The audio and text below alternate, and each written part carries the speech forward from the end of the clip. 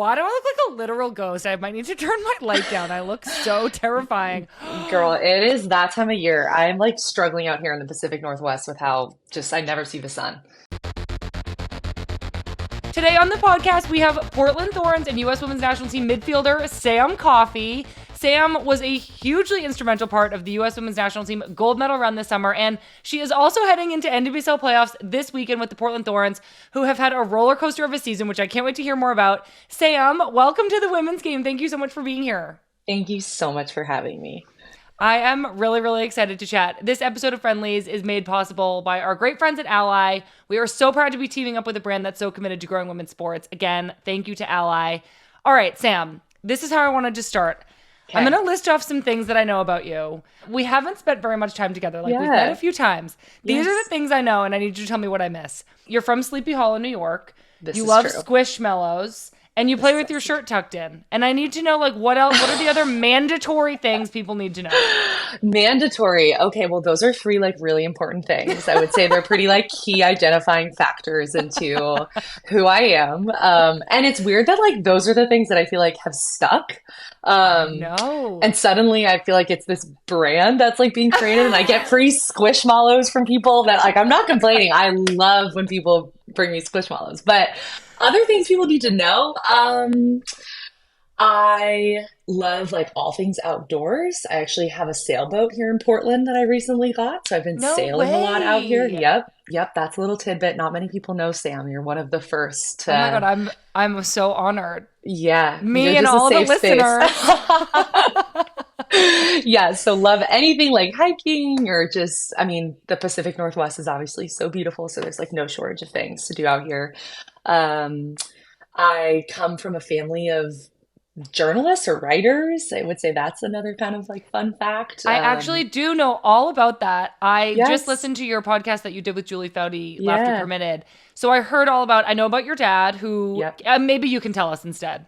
Yeah, no, my dad is longtime sports writer. He wrote for the New York Daily News for 25 years, also has done a bunch of different books from Carly Lloyd and Bryce Scurry, which are probably familiar names to a lot of your listeners, but then even some other sports that are less entertaining, like baseball or hockey.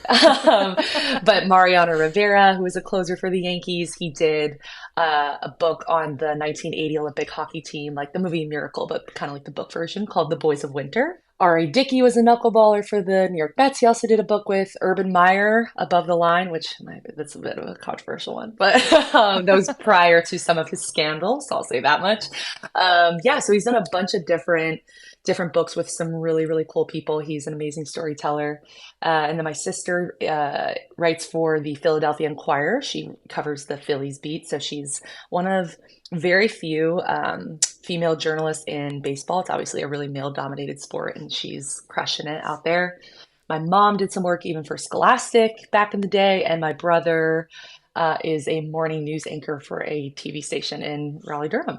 So everybody's sort of in the media journalist world, except for this one.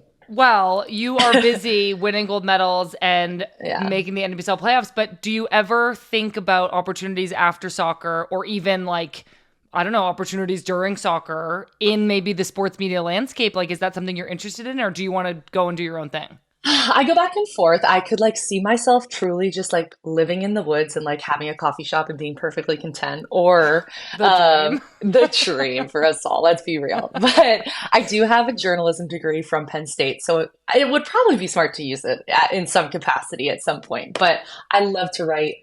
It's something that I think comes very naturally to me. So I think any capacity I can do that or tell maybe stories that haven't been told is definitely something that I'll be interested in the future. Oh my gosh. Wow. That is so good to know. Well, I was an English major at UCLA. Ooh. Not the same as journalism, but I do feel a lot of writing, a lot of reading. And it was funny. Yeah. I was never, when I got an English degree, I was never I'm going to be a podcaster. But then somehow I landed here and actually a lot of things I learned come in handy. So you never know. You could be a coffee shop journalist of sorts. Yes, I could. Why not both, Sam? Why not both? Why not both? Okay. All right. Let's get into some soccer stuff.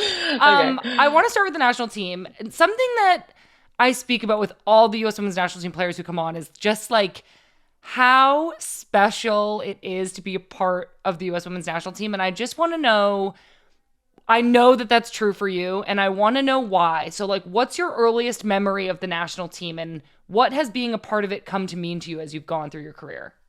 Oh my gosh, that's such a good question, and one that like I'll probably struggle to find the right words to even describe because I mean, you understand obviously so well. Like it's just this indescribable feeling of pride and honor and joy that you get to be a part of this thing that is like so much bigger than yourself. And it has just the most incredible history to it. And we're still writing it. And I think that's what's most exciting Mm, is like you are now a part of this incredibly rich history, but you're also like adding to the narrative and you're kind of helping continuing to write the story. But I mean, I, like many other young girls, obviously grew up watching women's national team games, going to them whenever they were kind of in my neck of the woods. Had the Mia Hamm, Alex Morgan posters on my wall, like all of the kind of quintessential things that you hear about, I'm sure from from a bunch of us. But I just from like as long as can remember have just been obsessed with this team, like I know. obsessed. I would like I would have like my pencil box at school and I would just like write USWNT all over it or like my favorite players.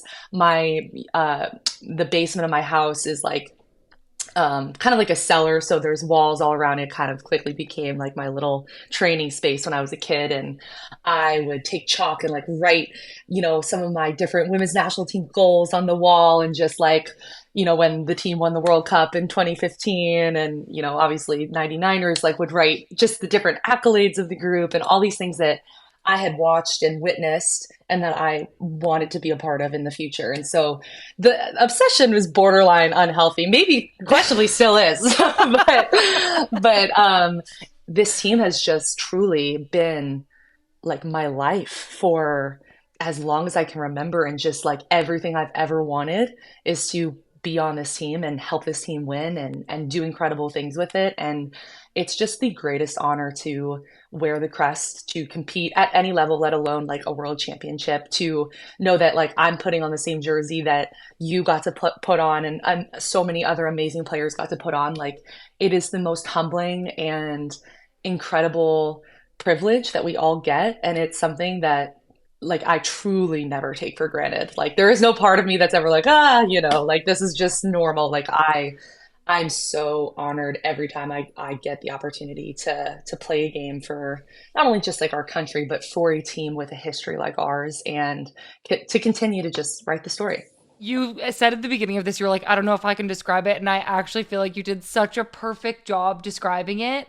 I think there is this, it's like, it is intangible what it means to be a part of the group and of this really elite list of people who have put on this jersey and represented the Yeah. team.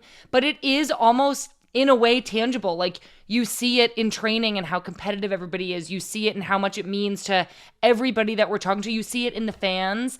And it Yes. is this really, I don't know exactly why it started with, because I feel the same way, why it started with me, why it started with you. It did have a lot to do with the 99ers, seeing them play on TV, seeing them win and be so great. And then it had a lot to do with like how bad I wanted to be there and the friends that I made along the way and how hard we had to work to get there.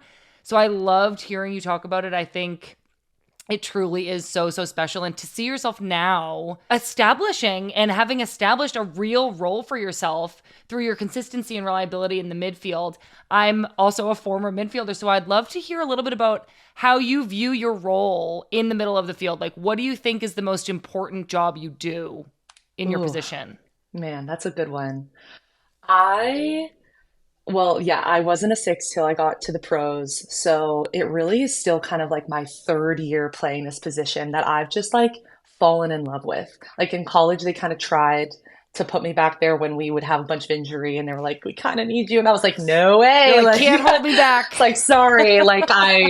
I actually have vivid memories of one of our assistants at Penn State. Her name's Ann Cook. I remember in the kind of the part of the season that I was playing more of the six, she would actually like give me a decimal for like how high up the field I could get. So it was like, if we knew I really needed to hold, it would be like a 6.5 kind of day. Like I could maybe get up a little bit higher, but if we maybe knew that someone else would like cover for me, it could be more like a 7.2 or whatever. And she would kind I of like love give me that. which, I'm not sure I ever really followed that, but It's so hard. It's it's so really hard. hard. Keeping Yeah. yourself back as a six is Yeah. takes so much discipline because like Yeah. I'm the same way. I'm just like, if I Yeah. can get up there and I shoot and know. like do a little combination, I really want to. Yes. But okay, Yes. tell us more. Yeah, so I mean, I think what I have grown to love most about the position, like I think there's so much about it that's like not noticed and overlooked, and I actually like love that. I think kind of it kind of is congruent with like my personality, I think, in some ways. And like I don't need to be in this like flashy position where you're like the center of attention or everything that you do is kind of noticed. But I think like the nuanced details of a six and like the details within your first touch or how you're setting up your teammate in the weight of pass or what foot you're playing or even like your defensive positioning, like it has such um like a deep impact on the success of the team. And I think that that's Mm, something I've really grown to love. But even when I think about my role, both on the women's national team and then even here with the Thorns, like I take pride in really helping the team like find a rhythm. I think rhythm is a mm, really big part of the game that, again, I think can be overlooked. And it's something that you can lose really quickly. And so sometimes like there's opportunities where we need to slow the game down or we need to kind of pick up our urgency. And how can you, as this, like you're kind of the fulcrum, like you're right in the middle of everything. How can you kind of help make that happen for the team and be ultimately someone who can help like connect? I think that ultimately like that really is the role of a six, is just like connecting the people around you, whether that's on the ball, off the ball, with your movement. Like I'm not always the one getting on the ball and turning, and that's okay. right. Like sometimes my movement to pin their 9 or 10 is what opens up a pocket for like a Rose or a Lindsay or like a Jessie, Hina, whoever. Like, and obviously I want them on the ball. I want them turning. I want them running at back lines. And so I think there also is like a selflessness to it that Mm-hmm. I think I really have grown to love. And just that it is this kind of sneaky, nuanced position that is not really talked about all that much, but it is so Mm. greatly, I think, important to the success of the team. Um, and that again, those small little fine-tuned details are done well. And I take a lot of pride in those details and trying to be as consistent as I can with them. And so I'm not sure if that totally answers your Oh my question. I mean, God, there's like a literally million things above and about it. beyond. There's so many things about it that I love. Like even like just the defensive side has been an area that like I feel like has been a big growth area for me and something I've really honed in on improving and in breaking up play and kind of getting into hard tackles and kind of Mm-hmm. being that disruptor in there, but kind of combining that and that sort of like blue collar mentality with this really like elegant, kind of clean on the Mm. ball personality. And so it's just like this both and that I think is really cool. And it kind of like is this well balanced position where it's like all these fundamentals that you grow up learning and working on and being taught that are important, but it's just a matter of like doing them well consistently. Like I know every game that I go out, it's not going to be this insane performance or maybe even something that like people notice. But I think for me, it's a commitment to like doing the little things well and ultimately like setting up the people around me to succeed. Because I think there's a quote, I don't know who said it, but it was, I think a basketball player, said in an interview, like, I judge myself based off how the people around me play and like how Mm. I best set them up for success. And I love that idea. And I think that's something that I try to commit myself to doing in every game I play. Yeah, I love that. It is a really nuanced position and one that like it's not always obvious if the six has done well or not because like you're saying, and I love that you mentioned Lindsay and Rose and your Portland Thorns teammates too because I think there's like also this synergy in the midfield where if the midfield as a whole plays well, or even if there's that ability to like, well, I'm going to go on this play and Lindsay's going to hold for me. Like, I think that really makes the whole midfield more effective. And that's something that you really bring to both teams that you're on right now. I want to go to like just before the Olympics. This was your first major tournament. Do you think that going into it, there was a pressure to like live up to these expectations of being on the U.S. women's national team, even though the team had not performed that great at the World Cup the year before? How did you feel as an individual going into the tournament?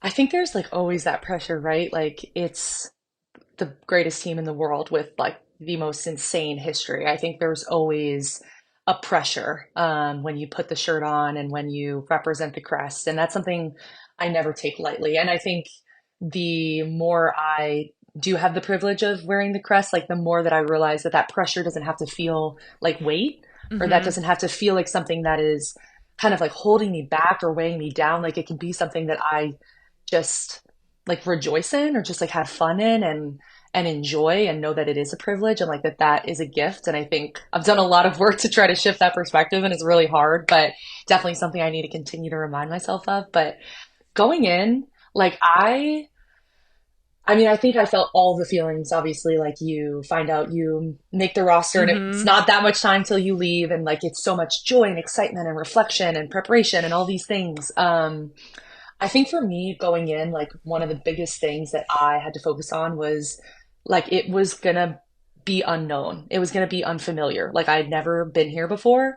And I had a decision of whether that was gonna be something that like scared me or made me like second guess myself and what I bring, especially kind of with the team's past year and like really wanting to Yeah. kind of come in and help the team however I possibly can in whatever role possible.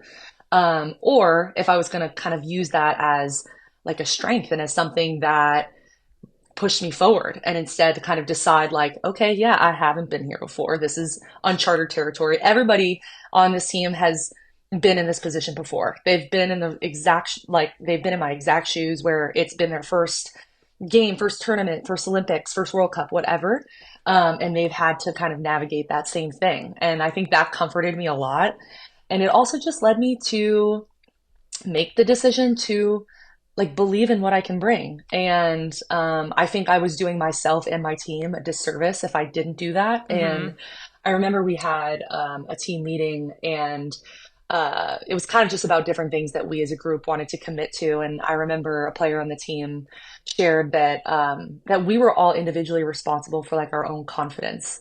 And Mm. that was in regards to also like our social media consumption and you know, what are we reading online? Are we kind of like Yeah. spiraling down these things that maybe aren't good for us? And I love that. And I took that to heart because I think it's so true. Like if I was in a position where I was approaching it in fear or in doubt of what I bring because the experience was new, then I was ultimately like letting my team down as a Right. result. Like I owed it to the people around me to be my best, most confident, like believe in myself and the people around me. And that wasn't easy. Like there were a lot of moments I had to kind of talk myself into it and, you know, again, really keep that bubble tight, which I think our group did an amazing job of. But for me, that was kind of what I was feeling going in. And I do feel proud of the way that I was able to just kind of let go of, you know, any kind of fear or expectation Mm-hmm. I might have had and just like enjoy this incredible experience and the fact that I'm playing soccer in an amazing place with amazing people and players and that that's just a gift. I mean, such an incredible perspective. I'm curious, and I love the story that you told about one of the other players sharing kind of like it's almost your responsibility to be confident. Like you owe that to the team. Not only do you owe that to yourself, but like we need the best version of you and you have to bring that and like that's kind of what it takes to be on this team. And a moment that could have shaken your confidence, you I know ended where you're up gonna go. I know. I'm We so have to sorry. we have to go there. It's You okay. ended up getting suspended for the Yeah. quarterfinal due to yellow card accumulation. We as fans, Sam, we were all like, oh no, what are we going to do without her? You were such a rock in the group stages. And I'm curious, one, when you first got it, how did you play the rest of the game?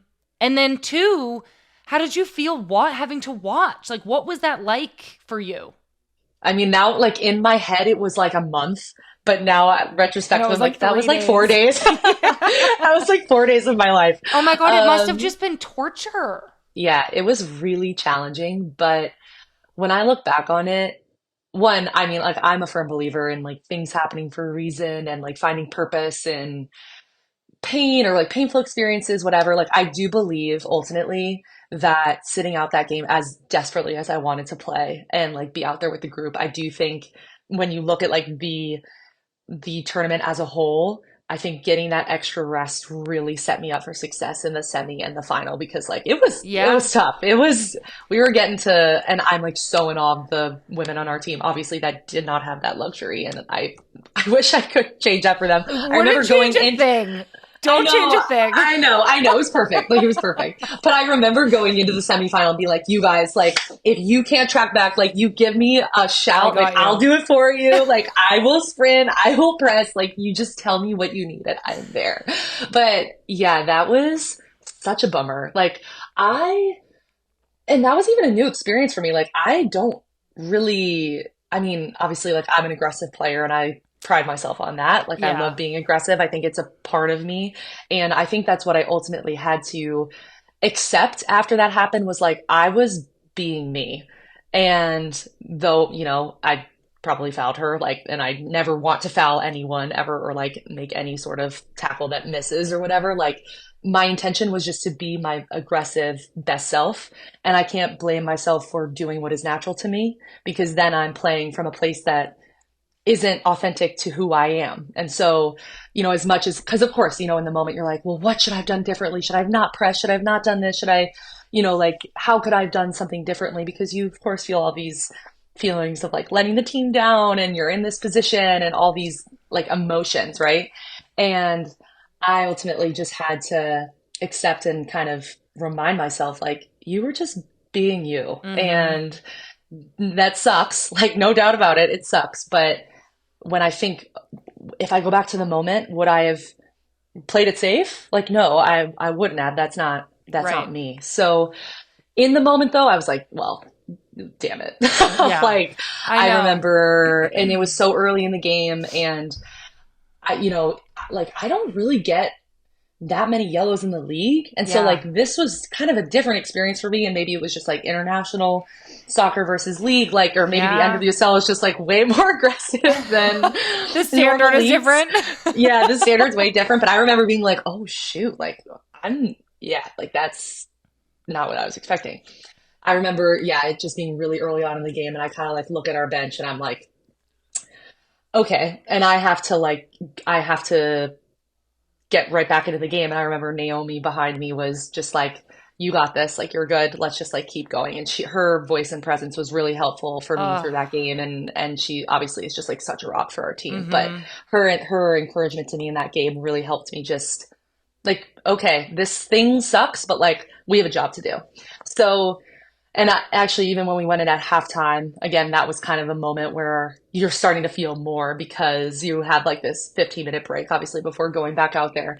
And I remember Emma also kind of giving me that similar encouragement of like, I know, but like you have a job to finish, soldier, and you have to go finish it. And I was like, okay, like I literally would like run through Salute. a brick wall for this woman. And I'm like, you're right though. Like not now. Now is not the time. Like I can have my feelings about it later, but right now we Mm-hmm. have a job to finish. It's not done. And I said to her, I'm like, if it is your coaching plan, like I will die on this field. Mm-hmm. If that's what it takes You for us tell to me win. to. Like I'm if you dead. like I'll play more than 120 minutes. I'll like run afterward. Like just tell me what to do. Um, and yeah, I think, you feel that just that responsibility and that, that weight and of course I had all the emotions of like the impact on the team and all these things and in our debrief after the game I'm like I just put my hand up and of course no one like was blaming me or anything like the team knew that Right. I was just trying to make a tackle and missed. Yeah. But yeah, after the game like I had a choice. I could either like feel bad for myself or sulk or worry about the what ifs and like is this the end of my tournament what's going to happen or I could just like fully embrace what my role was going to be for those next 2 days which was like the best possible teammate I could be Yeah. and help the team prepare in training scream as loud as I can from the Yep. stands when I was like in timeout with the security guard like Oh. hanging over the ledge.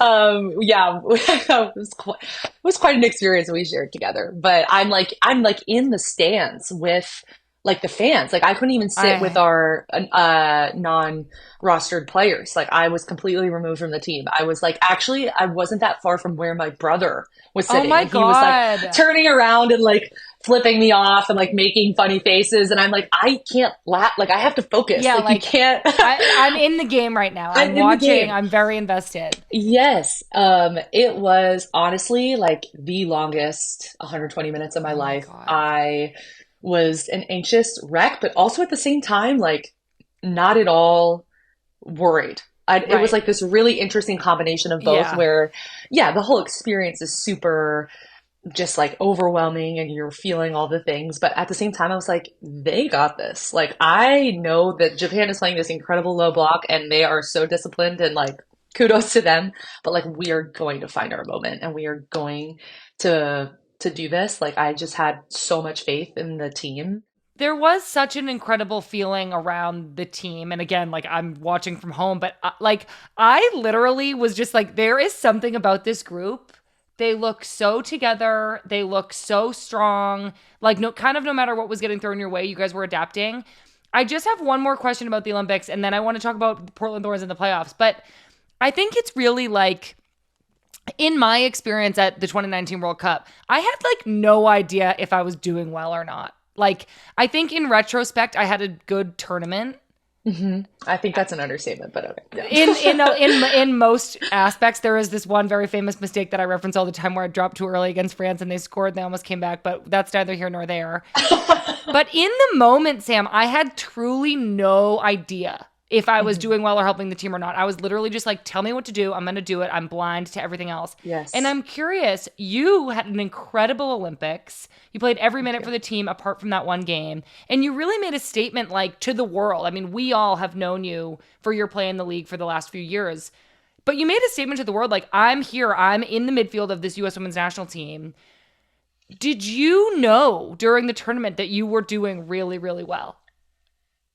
No. And I'm like very similar to you. Like I was so unplugged from the Mm-hmm. world, Mm-hmm. and honestly it's been something I've kind of like carried with me post Olympics because I just loved it so much. Oh my Like God. It's the I best. lived I was under a rock. Like things would happen and I'd be like, "What?" Like what, like even just like social things happening in the world. I'm Who? like, "Who's with who?" Like I mean people were not reaching me. Like I was unreachable and it was so peaceful, and it's really actually taught me a lot even about like my relationship to social media and like what I Yeah. consume and the things like I just feed myself, and like if Mm-hmm. they're healthy, if they're life-giving, because I mean take like put aside just like sports and women's sports and all of the opinions and things out there, like Uh-huh. our world is just like so critical and full of like I don't know, hate and all of these things that like I just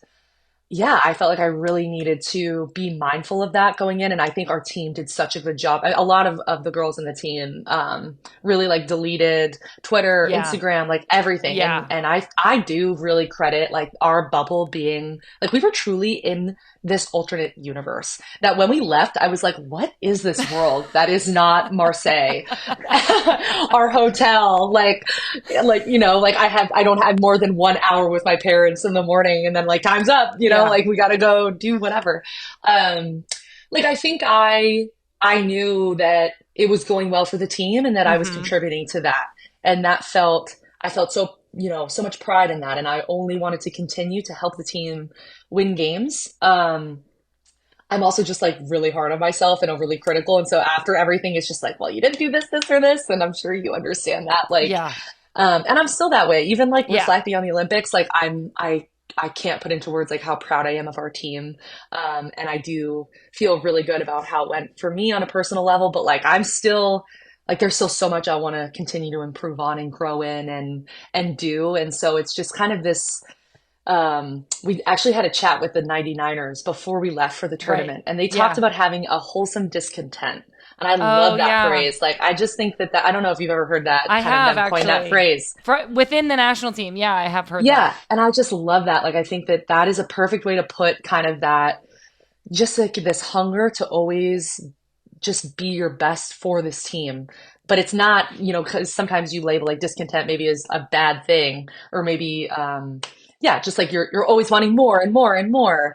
But it's this wholesome discontent to just continue to like be your best and help this ultimately like help this team win games, however that looks. And that's, when I talked in the beginning about like this team just being so much bigger than any of us, I think that's ultimately like our duty to it is in whatever role I'm in, however that looks. My job is to help this group win games, win tournaments, win championships. And I mean, I think that this summer was just a great chapter kind of in that story. Yeah. Well, I love everything you said and shared about the Olympics. I'm so happy for you. It was so well deserved for the team to win and for you to have the role that you did. I'm really, really happy for you. I do want to talk about Portland. I get to talk about the Portland Thorns with Becky Sauerbrunn every other week. So I know all about your season. I know there have been lots of ups and downs, but I have found myself very reluctantly, Sam. I was big rivals with the Thorns for much of my career, and I am kind of like, oh my gosh, a little clap for the Thorns. Oh. Just a little, just a very small on the side. So you guys made playoffs this past weekend. You beat Angel City 3-0 in this huge last home game of the year, celebrate Christine Sinclair. And in that game, you had a really great assist to Sophia Smith. So I actually want to know if you can talk us through what happened on the play and then like what was going through your mind as you're watching Soph dribble towards goal. I think like anytime I see her dribble towards goal, I'm like, this is going in. Like I actually like don't even have a doubt in my mind. Like I played her, like I think like winning the ball back was great. Like the pass was a normal pass, but then she's at the 18. I'm like, oh yeah, okay, like goal. Yeah, great. Like we know what's gonna happen next. And obviously she's pissed because they just called her goal back. So I'm like, even better. Like she has an agenda here. Yeah, I mean, I think we've prided ourselves on being a high pressing team, and it's something I don't think we've done as consistently as we wanted to this year, but I think we did do it well against Angel City. And so even in that play, like they were kind of back to goal. And I kind of noticed that there was an opportunity to kind of come alongside whoever was dribbling and just kind of like touch the ball away. Yep. And then they were pretty disorganized from there on, and there was a ton of space just even between like their center back and their outside back.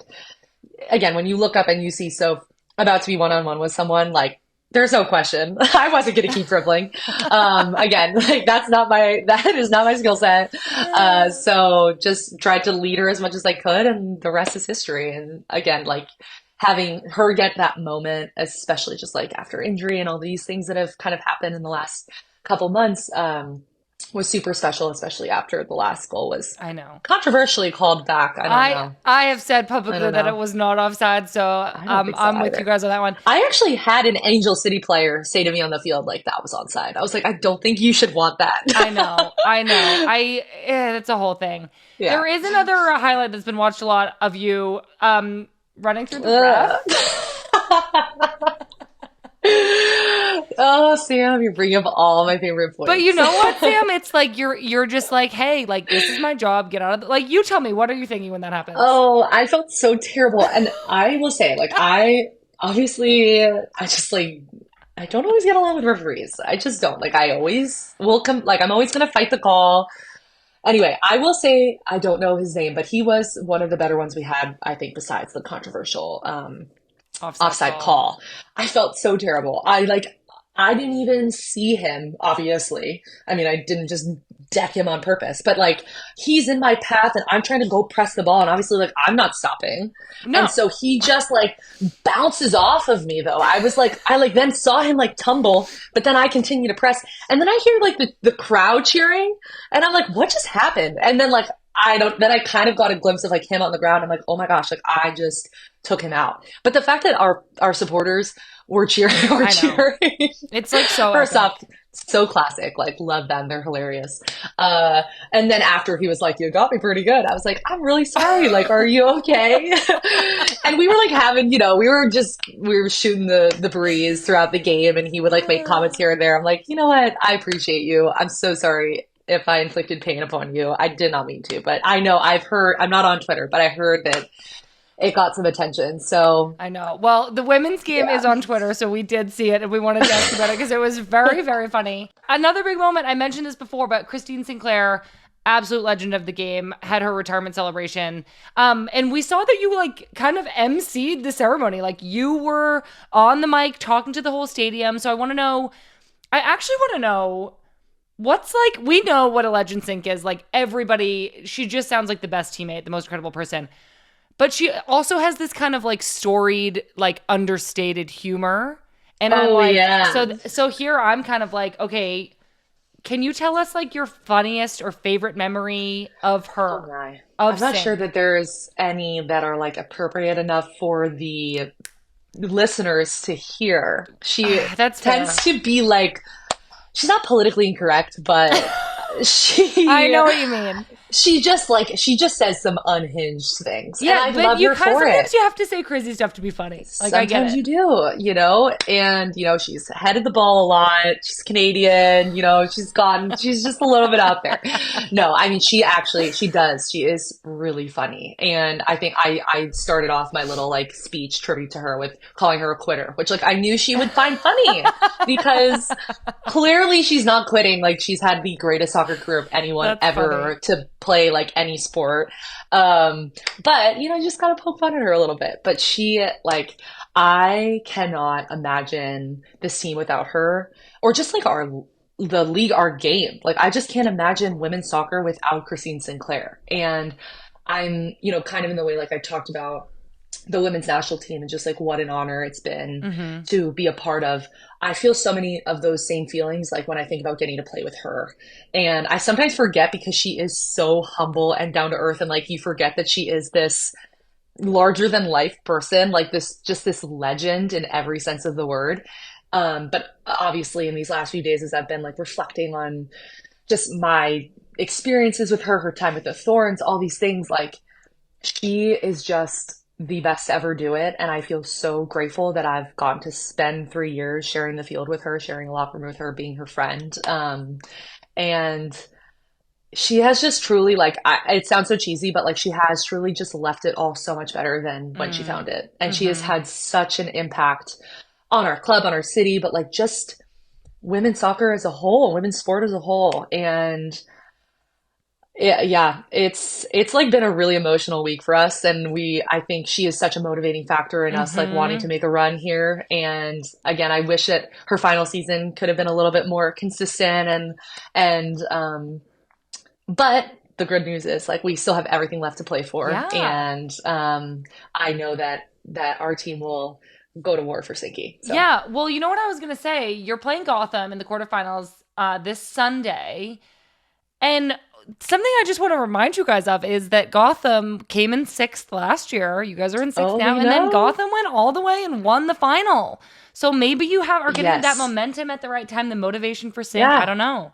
Look, it has not been a perfect season by any means. But at the same time, like once your foot's in the door, it's anyone's ball game. I really believe that. Like we have gone into playoffs feeling like we're riding high and we feel Mm-hmm. good. We're like a top seed home game and we've lost. Like you just never know. And so again, like you said, you have the motivation, you're clicking at the right time. We have a lot of players coming back from injury, which is great. Like I have every confidence in this group and in our team. And I think through just like the craziness of this year, our locker room has been just like the thing I think that has kept us together. It's been just really consistently like Mm-hmm. just honestly just like a great group of people. Yeah. And it's not every day I think that you get to navigate a lot of hard things with like people that you one just like really enjoy. But you have leaders like Sink, like Becky, like Kling, so many others that really help keep you grounded. And so yeah, I have every faith in our team, and I'm excited to just get after it this weekend. Well, I mean, we talked about the Olympics. We talked about the Thorns. I feel like you've had a huge year and one that ultimately like may have changed you or changed your life. Like I'm curious if if you're looking back on everything now, and I know the year's not over, but if you're looking back on Yeah. everything now, what changes have you seen in yourself or in your life? Oh, that's a good question. It has been like quite a year. I think this is really the first year of my career that I've done like both club and country like in full while like Mm-hmm. really playing. And so I think I've learned a lot just about like what that takes and the toll it takes and recovery and travel and nutrition and like all of these things off the field, on the field that play such a big role in like your ability to last from January to Mm-hmm. December, quite literally. Mm-hmm. I mean, I think that's more of a basic answer, but I think like when I think about it from a kind of human perspective, I think, like you said, I think this summer was like specifically really big for me in a lot of ways. And I think those experiences can sometimes make it easy to like lose sight of why I'm doing it or like why I play or like kind of not get distracted by kind of like your goals because obviously those are all great things and like I have so many aspirations and things like I want to continue to do just both individually and then also with the teams that I'm on. But I think for me like the biggest takeaway from this year has been coming back to like just why I play and like just loving the fact that I get to do something that I've loved, that I've dreamed of since I was literally as young as I can remember, that I get to do it at the highest level with amazing women all around me, and just like have fun doing it. I think like when I remind myself of that and like I'm playing from that just childlike love of the game and like just this enjoyment and the fun that I get to have with Mm-hmm. the teams that I get to play with, like it all just comes naturally. So I think, because when you're in the middle of an Olympics or you're in playoffs, it's like you just have tunnel vision and it can feel really overwhelming sometimes. You lose sight of like, Mm-hmm. oh my gosh, like look at what I get to do and look who I get to do it with. Mm-hmm. And I think for me, being constantly rooted in that why I, am still doing this or I get to do this in the first place has been, I think, a huge lesson for me. I am like emotional hearing you say that because I feel like I wish I could still play. Hmm. And knowing that you who are playing midfield on the national team are going into the NWSL playoffs and knowing that you like have that kind of gratitude and perspective on still getting to play, I like feel so good about that. Like I'm like at Yeah. least she knows and understands that this is Yeah. fleeting and is Yes. appreciating it and that like makes me feel really good.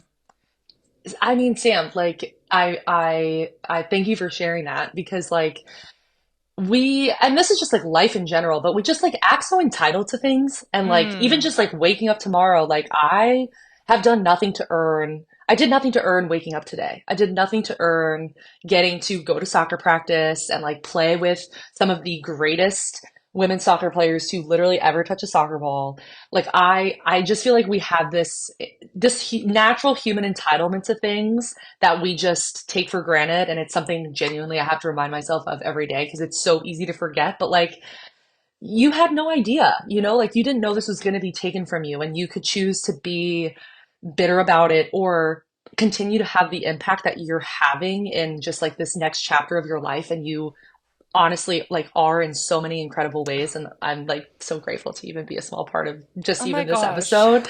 But like, Thank I you. mean that. And I just think like, when we live and again also like play from that gratitude, I think that it's like liberating too because like you said it can be taken from you any second, so Mm. like the time that you do get, you might as well be and live from a place that is like fully present, fully grateful, instead of like, oh, I have to do this or I have to go to camp or I have to go to New York this weekend. Like, no, you kidding? Like, I've been dreaming of this since I was a kid. I get to do this. I get to live out my childhood dreams. And I don't know when that's going to end. Like, we all don't know, but I think I owe it to myself, to my family, to the people that have supported me, to my teammates to just do that as much from a place of like gratitude and joy as I possibly can.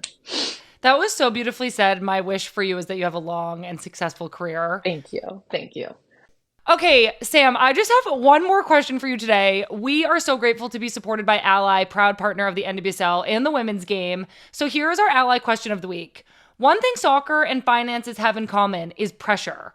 What, if any, skills managing pressure from the pitch can you take to help you with key financial decisions? I think always knowing that like you have a support system in the midst of pressure, whether that's pressure on the field or just like in your life in general or financial pressure, like knowing that you have people that want to help you and support you and that like you're not navigating anything alone is really important. I think for me, even just like on the financial side of things, just having my family's help, financial advisors, and then on the field, obviously having mental health professionals and teammates and also family members that can just help you navigate those things. So well said, Sam. Thank you so much to our sponsor, Ally. And Sam Coffey, thank you so much for coming on the show. This was like I could talk to you all night. This is like the joy of my day to chat with you. I'm so excited to watch you with the Thorns this weekend. So good luck in the playoffs. Thank you so much for having me, Sam. It was a pleasure.